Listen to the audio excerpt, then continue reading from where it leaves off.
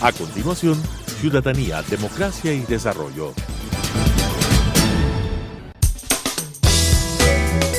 Clasificación B, bajo supervisión de un adulto.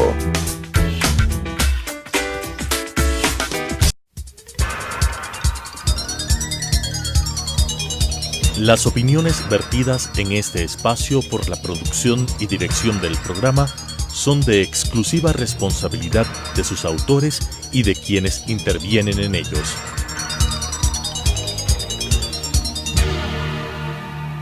Telesucesos, Canal 29, UHF y la Unión Nacional de Periodistas presentan Ciudadanía, Democracia y Desarrollo, un espacio para explorar la acción ciudadana en relación a las políticas públicas y su impacto en la calidad de vida de los ecuatorianos.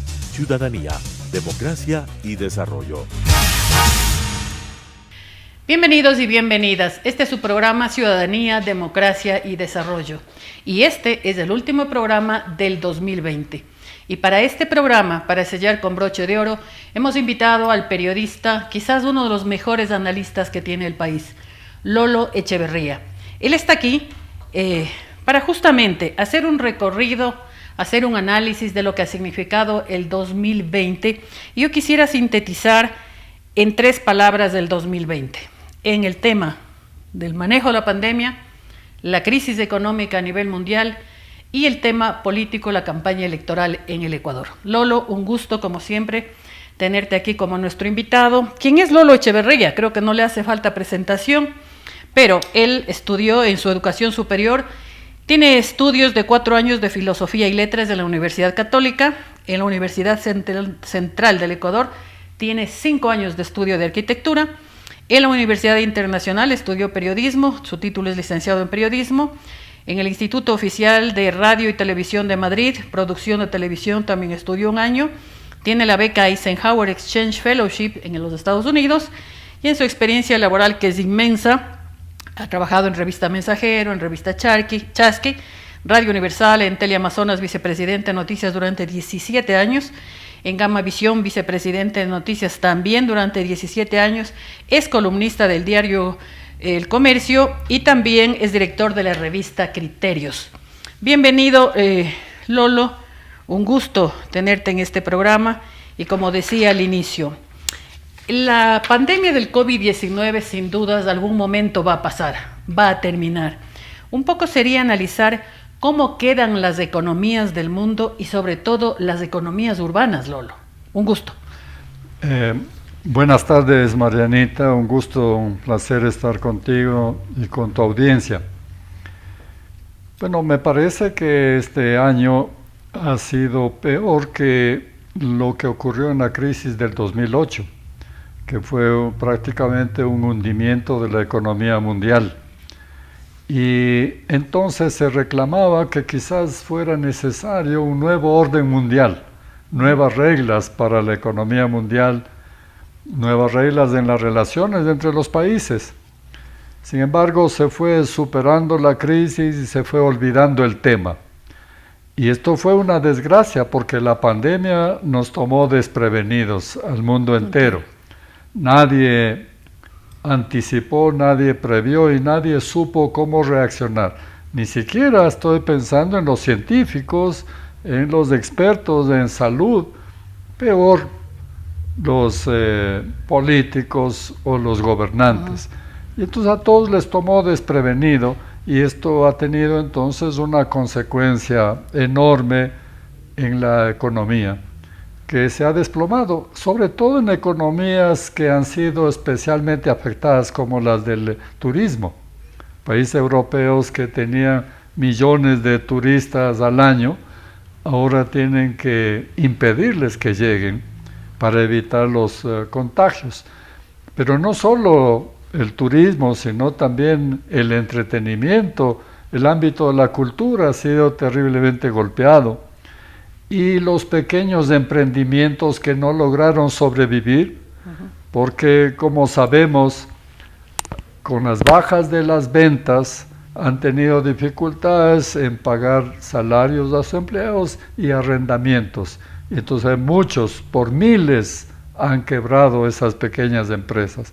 Así que la consecuencia ha sido tan grande que es posible que cambie el líder mundial de la economía por la diversidad de la afectación de la pandemia.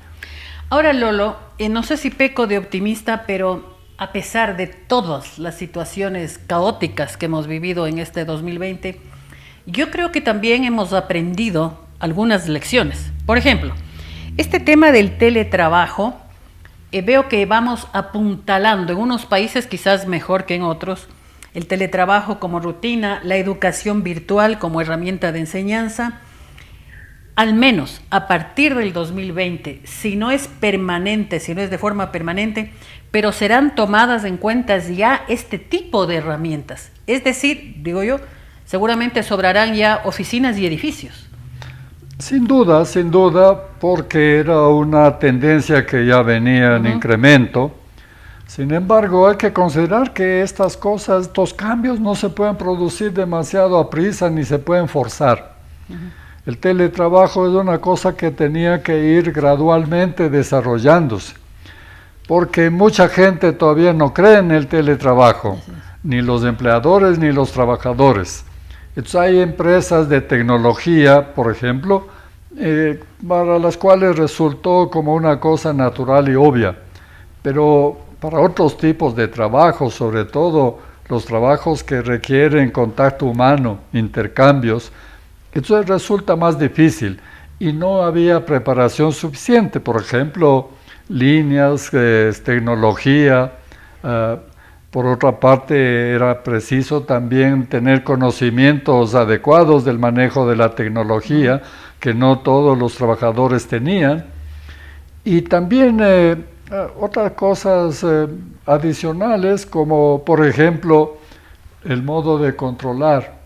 Si es que trabajan, si no trabajan, el control del rendimiento. O el excesivo trabajo también, ¿no? Claro. Porque decían que no se cumplían, no se respetaban las 8 horas, sino que se alargaban hasta las 12 horas de trabajo.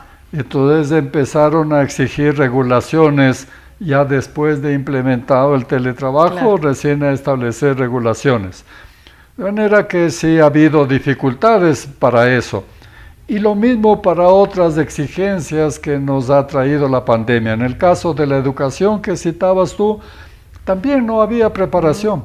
Mira, yo recuerdo cuando empezó la televisión ecuatoriana, yo empecé cuando se inauguró Teleamazonas, televisión a color.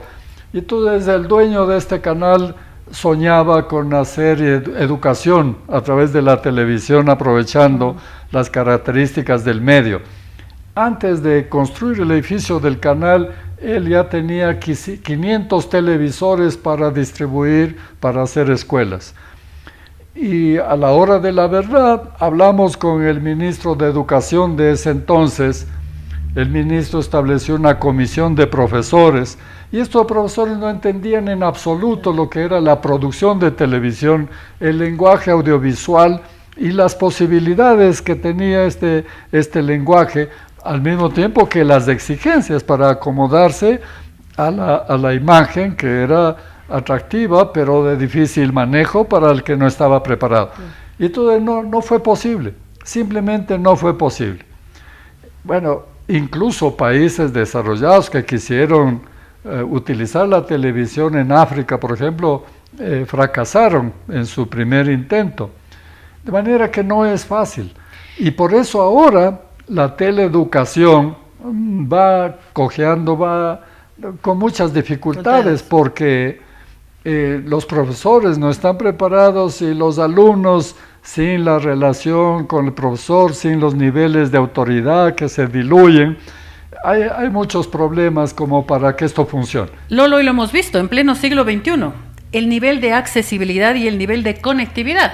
Hemos visto, hay tantas historias humanas lindísimas, unas, ¿no es cierto?, que han reventado inclusive en las redes sociales, cómo vive los niños, niñas, familias en el área urbana y cómo se vive en el sector rural. Por ejemplo, que que hay un solo celular en la casa tenga que ser compartido por papá, por mamá y por 3 hermanos.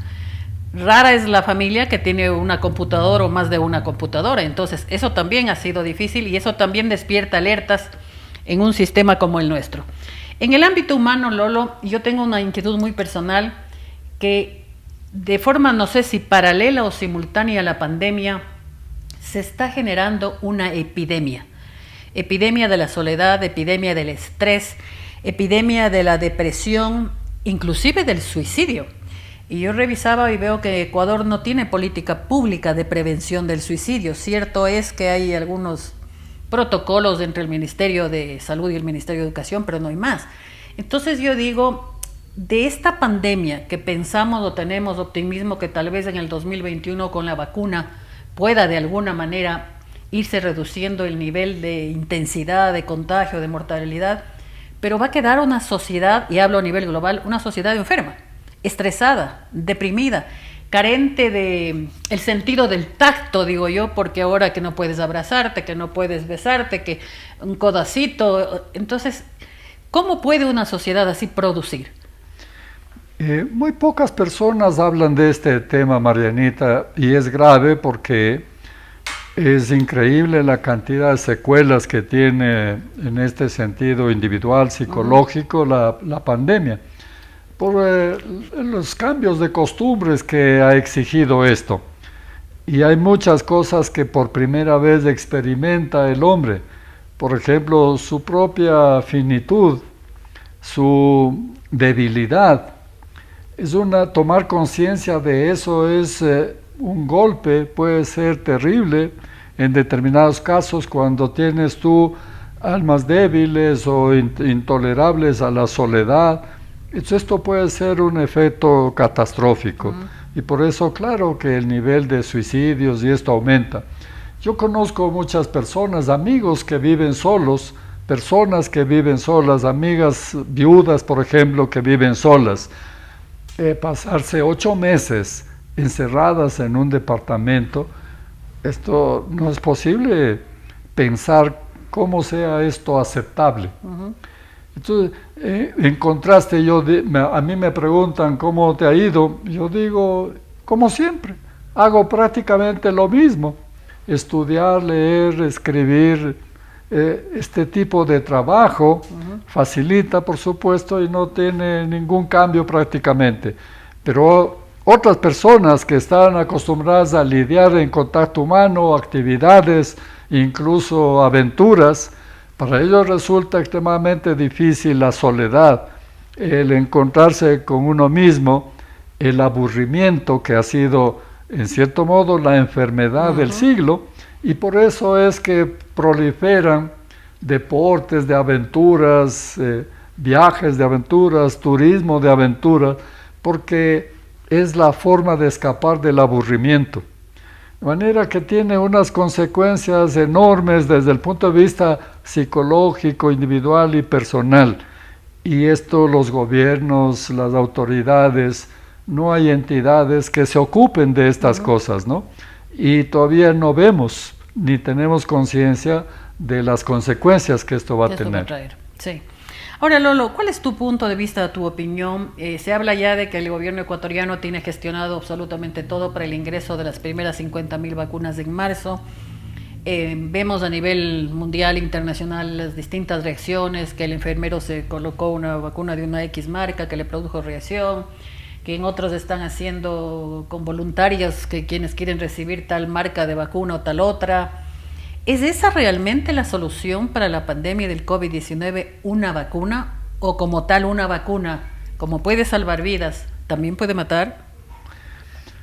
Mira, Marianita, yo pienso que hay que ser muy realistas.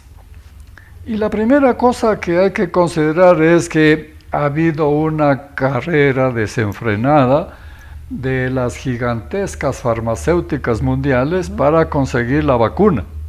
Eso debe llamarnos la atención, Lolo, sí, ¿no es cierto? Sí, por varias razones. La primera es que correrán ríos de dinero. Tomemos en cuenta, Marianita, que una vacuna puede costar unos $15. ¿Y qué necesitaremos? 6,000 millones de dosis. Esto es una cosa inconmensurable. Esto ponle en dinero, son ríos de dinero, entonces, ¿quién sabe si todas las vacunas han tenido todos los controles por el afán de llegar primeros y de acceder a la mayor parte de este pastel descubierto o aparecido de pronto. Esto va a traer consecuencias porque con esto va aparejado el hecho de que son los gobiernos los que están comprando las vacunas. Y los gobiernos curiosamente están felices con esto. Yo veo, por ejemplo, el gobierno de España que llegaron al primer cajón como si llegara un astro mundial, con prensa, con invitados, con políticos y por supuesto con carteles propagandísticos. El primer envío era una dosis, digamos, cierta cantidad de vacunas proporcionadas por la Unión Europea, pero el gobierno le puso un gran cartel ahí que decía Gobierno de España. Entonces estaban saludando con sombrero ajeno. Pero vayamos ahora a lo nuestro. Aquí se anuncia que llegan en enero las vacunas. Ok, las vacunas, 15,000 dosis. ¿Cuánto es 15,000 dosis? Absolutamente nada para 17 millones. Ya, y nos dicen cuándo llega la primera, porque eso es lo importante, ese es el golpe propagandístico. ¿Cuándo llegará la segunda dosis? Averígüelo, Vargas. Nadie nos ha dicho, y entonces empezarán las dilaciones. Y que tenemos que saber, Lolo, perdona que te interrumpa, si no hay la segunda dosis, por más que se coloque la primera... Es que no colocarán la primera dosis si no que guardan la segunda dosis, porque si no sería inútil. Claro. Pero además hay excesiva demanda, hay una demanda que no pueden satisfacer las farmacéuticas, porque la demanda es de 200 países con miles de millones de habitantes, todos desesperados por la vacuna. Claro. Pero a todo esto casi es un balde de agua fría lo que nos ha dicho la OMC, la Organización Mundial de la Salud, que advierte que tal vez no desaparezca la pandemia aunque estemos vacunados. ¿Por qué? Porque será como la gripe, pienso yo. Será como la gripe, hay variedades de gripes, uno puede vacunarse, una nueva variedad de gripe igual le afecta. Esto es lo que puede pasar también con el virus, de manera que no tenemos que dar por garantizado que vamos a derrotar este año la pandemia, y por lo tanto tendremos que continuar acomodándonos a esta nueva realidad. Con distanciamiento social, con lavado de manos, etcétera, etcétera. Ahora, Lolo, pasemos al ámbito económico quizás. La crisis, este tsunami, digo yo, se produjo y es a nivel mundial. Pero es de entender, es de sentido común pensar que quizás para las potencias sea menos difícil que para países latinoamericanos como los nuestros, incluidos. Ya en junio de este año, el Banco Central del Ecuador decía que en el 2021 podría haber un crecimiento mínimo del Ecuador del 3.1%, pero que el decrecimiento era del 7.3 y del 9.6. Y cuando uno ve los hechos o las cifras, ¿no es cierto?, uno se pregunta y dice, ¿cómo es que yo quiero, o cómo es que 16 candidatos corren en una campaña electoral sabiendo el país y la situación económica que van a heredar? ¿Cómo se complementa lo uno con lo otro, Lolo? Marianita, lejos de lo que parece, se miente más con cifras que con palabras, porque es fácil engañar con las cifras. Es decir, vamos a tener un crecimiento del 3%, probablemente el mejor crecimiento en varios años. Así, pero después de un hundimiento, ese crecimiento es nada. Es como la inflación. Cuando se viene de una inflación del 1000%, y entonces dice inflación cero. ¿Qué quiere decir? Que los precios siguen subiendo. Entonces, cuando venimos de una situación de depresión económica, el crecimiento tiene que ser por lo menos del 6% para pensar que nos estamos recuperando. Tiene que ser mayor que el crecimiento de la población, tiene que recuperarse toda la economía perdida, de manera que las cifras en ese sentido son engañosas, y por eso es que a los políticos les gusta tanto las cifras, porque aparentan ser muy veraces y permiten entonces toda clase de juegos. En realidad lo que nosotros tenemos que esperar es un periodo de 10 o de 20 años para recuperar todo lo que hemos perdido. Porque esto, como tú dices, incluso en los países desarrollados ha sido un problema. Y los países desarrollados tienen 2 ventajas sobre nosotros. 3 ventajas diría. La primera, que no venían de una crisis como nosotros. La segunda, que ellos tienen dinero, pueden imprimir billetes y repartir dinero. Europa está repartiendo 700 mil millones de euros. Es una cantidad increíble de dinero. Claro. Trump ha mandado cheque a cada casa y ahora va a hacer un segundo envío. Entonces, digamos que no es difícil, se imprime billetes y se reparte. Entonces, la desgracia nuestra es que estamos sujetas al dólar. Y no quiero decir que esto sea negativo. Al contrario, esto es la suerte nuestra. Porque los gobiernos... Aunque no podamos imprimir la moneda. Correcto, porque los gobiernos que imprimen billetes, lo que hacen es engañarnos. Porque nos reparten billetes, el incremento de la cantidad de dinero hace subir los precios de todo. Y entonces pagamos en inflación. Es como si nos bajaran a todos el salario en vez de mejorarnos. Y entonces la desgracia nuestra siempre fue la inflación. Entonces con el dólar tenemos más bien ese mecanismo de defensa. El gobierno, le cortamos las manos a los gobiernos cuando aceptamos la dolarización, porque no pueden imprimir billetes. Y entonces solamente la economía es verdadera, pero en consecuencia nosotros tenemos estabilidad en los salarios, estabilidad en los precios de adquisición y tenemos una economía hasta cierto punto estable a pesar de los pésimos gobiernos que hemos tenido. Ahora, Lolo, de tu experiencia, de tu conocimiento, hemos escuchado a algunos de los candidatos, ¿no?, que hay que salir de la dolarización. ¿Ecuador algún día se verá obligado a salir de la moneda del dólar? ¿Crees que alguno de los candidatos que hoy corren para la presidencia, digo, y no quiero sonar a malcriada, se atrevan a salir de la dolarización? Yo creo que solo si seguimos eligiendo aventureros. Porque claro, un aventurero es capaz de hacer cualquier cosa y no va a tener piedad de nosotros. Entonces tenemos que elegir gente que entienda qué significa ser presidente de la República, que entienda las responsabilidades que asume, que entienda que tiene que tener un equipo de trabajo solvente, que entienda que de sus decisiones dependen vidas humanas. Es decir, un aventurero que por vanidad se mete a candidato a la presidencia, ¿entenderá estas cosas? Parece que no. Entonces, cuando elegimos estos llamados, aventureros, aparecidos, brujos, taumaturgos, que ofrecen soluciones mágicas, esos son los que nos pueden arruinar la vida, porque ellos sueñan con la posibilidad de tener una máquina de imprimir billetes y repartir y pagar todo, aunque esto no nos sirva para nada.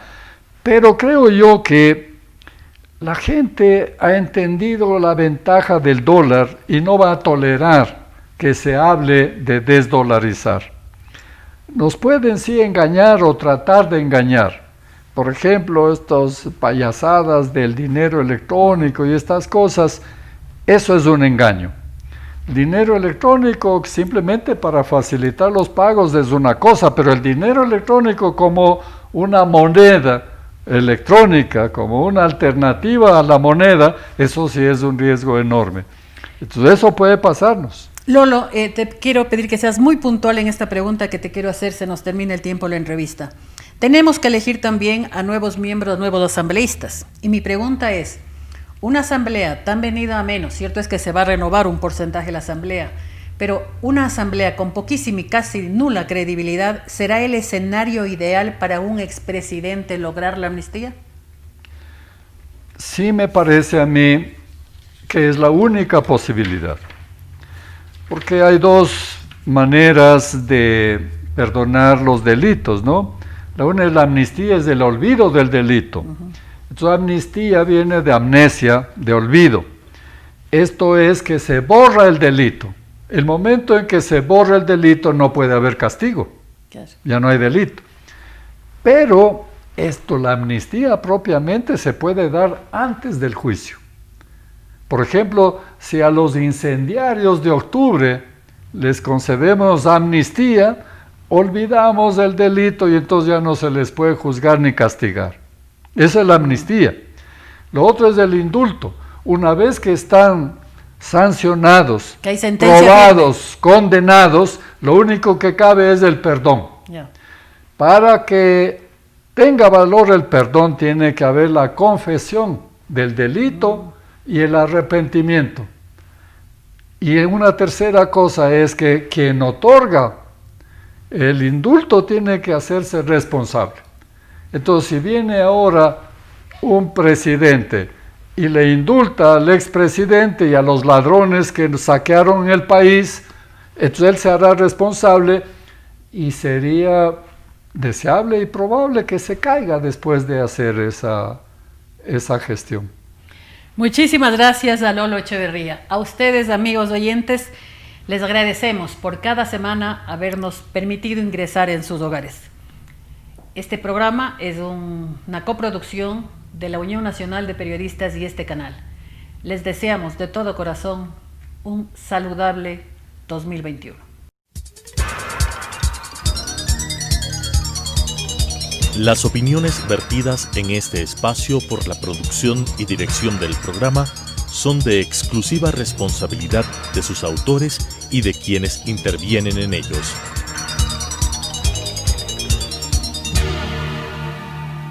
Telesucesos Canal 29 UHF y la Unión Nacional de Periodistas presentaron Ciudadanía, Democracia y Desarrollo, un espacio para explorar la acción ciudadana en relación a las políticas públicas y su impacto en la calidad de vida de los ecuatorianos. Ciudadanía, Democracia y Desarrollo.